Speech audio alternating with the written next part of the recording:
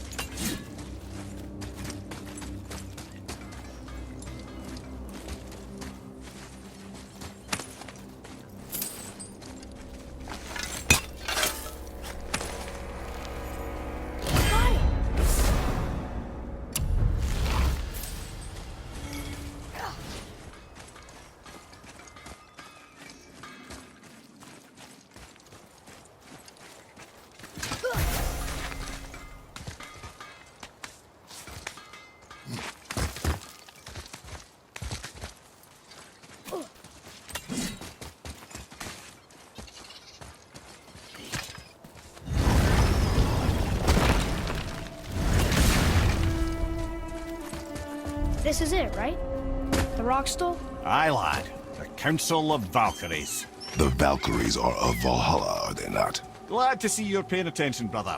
You are correct. Valhalla, the great hall of the Einherjar, is their home within Asgard. But while there, they are subject to the scrutiny of the All-Father himself. And relations between the Valkyries and Odin were tense during my tenure as his advisor. Why? Well, that's an even longer story, lad. For now, why don't we look around for some clues?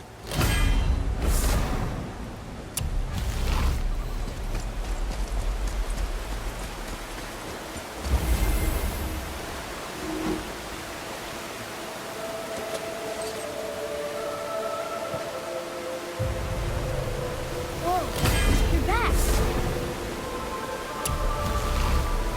Lemire, who is she?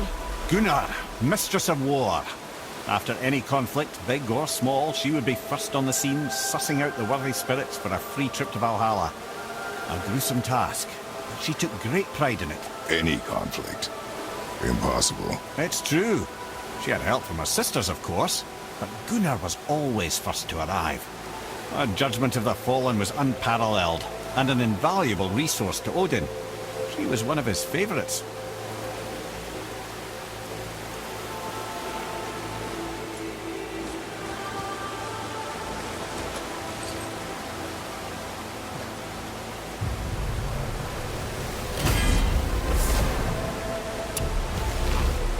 Ah, Gondul. Beautiful Gondul. And? Huh? That's it? Beautiful Gondul? No story or anything? Oh, sorry, lad. The sight of Gondul always took my breath away. Gondul had a silver tongue, a sharp wit, and struck a figure so stunning it literally drove men insane. Odin forbid her from setting foot in Midgard after a time, as insanity is not a welcome trait in Valhalla.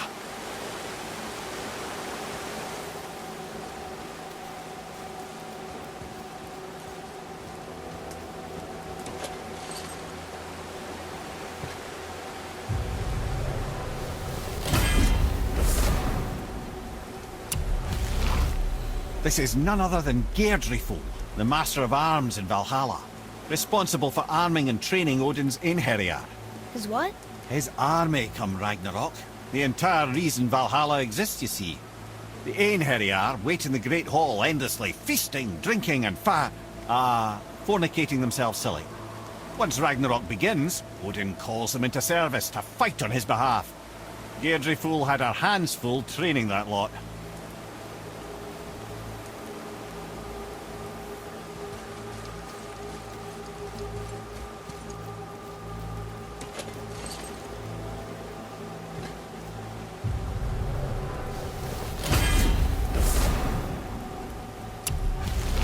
This, my friends, is Kara. Now, Valkyries are volatile by nature, but Kara, the lass is wild storm personified. A wild storm. Aye, calm and collected. Then the air would shift and the fury of her storm would unleash. It was beautiful in a way, assuming you could find proper shelter. Her tears would cleanse the blood-soaked battlefields.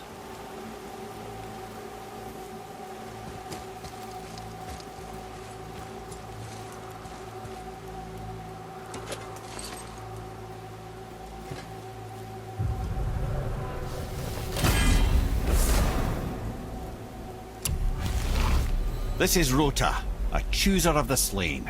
I thought all the Valkyrie did that. Not exactly, lad. Although that is what they're most famous for, and by far their greatest responsibility. You've seen what happens to the dead without the judgment of the Valkyries. Hellwalkers. That's right.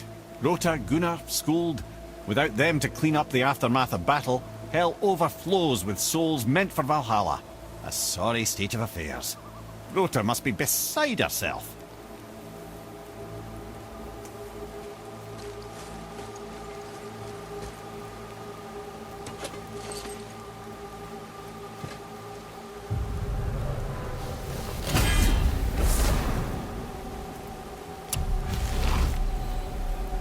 Ah, here we have Eir, the healer. A Valkyrie healer? Strange. Eir was strange, as a matter of fact. Very quiet, very calm. Where her sisters were violent rapids, Eir was a gentle stream. She healed the wounds of both mortals and gods, and even a certain all-knowing sage who once drank too much and fell off a mountain. Not my proudest moment.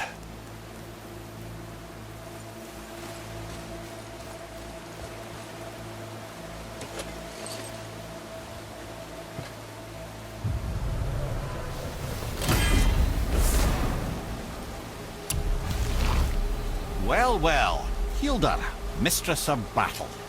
She and Odin got on quite well, actually. Her and the other Valkyries, not so much. She would spend most of her time here in Midgard observing discord between the living, and sewing some up herself from time to time. She lived for conflict. Some say she was conflict personified. I wonder what will become of her now that she's free.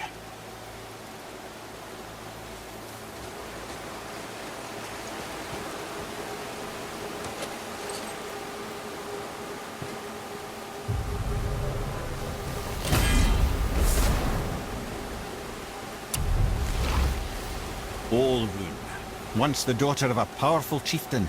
She fell defending him during a Reaver attack. Olrun was escorted to Valhalla, where she chose to devote her afterlife to the pursuit of knowledge above all else. Quite unusual behavior amongst the constant drinking and feasting of her fellow Valhallian denizens. How'd she end up a Valkyrie? Odin. He saw a kindred spirit in Olrun's single-minded pursuit of knowledge. He appointed her as the Valkyrie's resident historian.